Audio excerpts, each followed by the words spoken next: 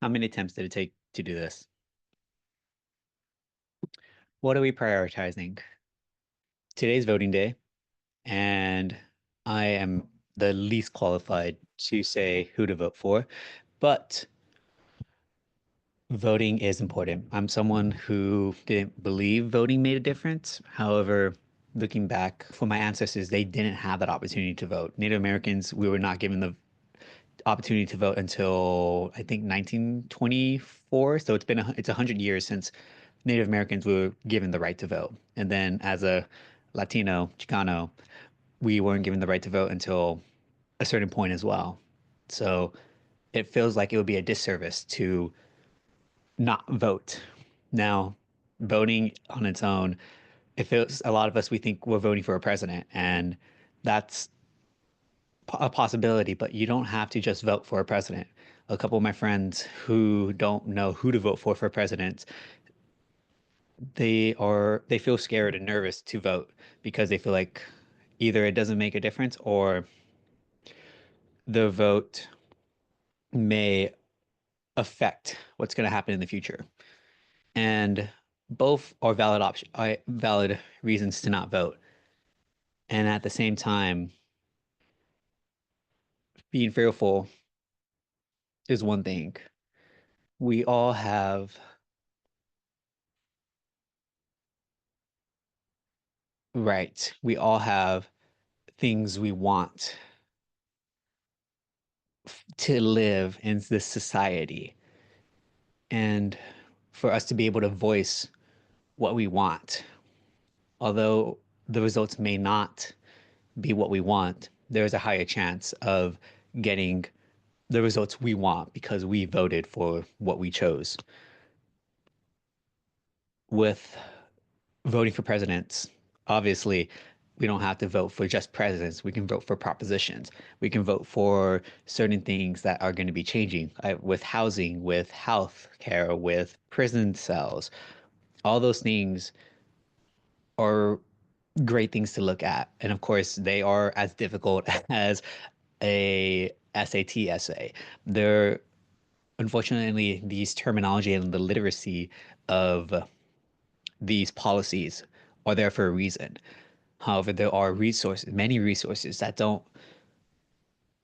encourage you to pick a side, but they provide a perspective or provide you information to figure out what you want.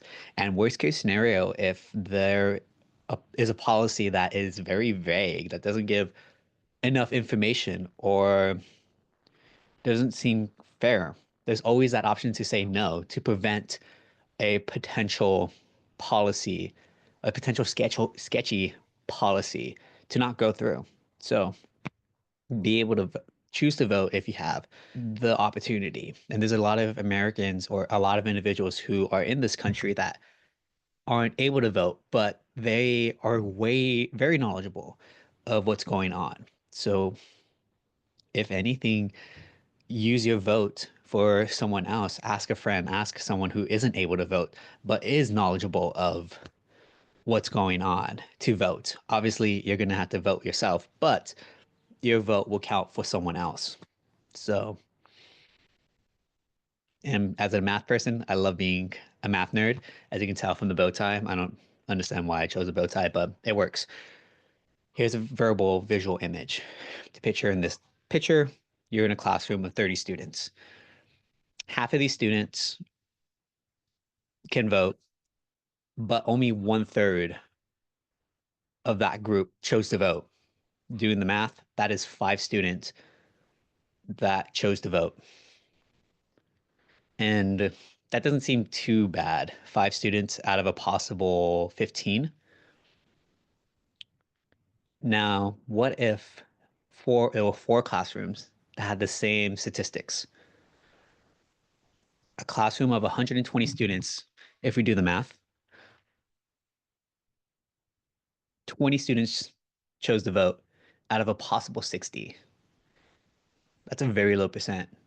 Now, what if this population, this very small population that chose to vote, decided what we can wear, decided what career opportunities we can have, what type of food we can eat, what clothes we can wear, what hobbies we were given the opportunity to try out.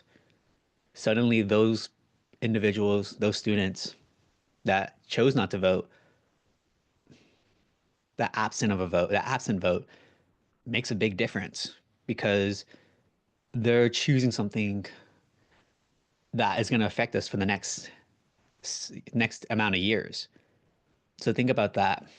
If you don't have time, find time. At the end of the day, what are you prioritizing?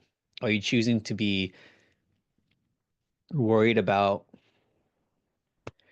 what's in front of you, or are you going to make time to be able to have a better future?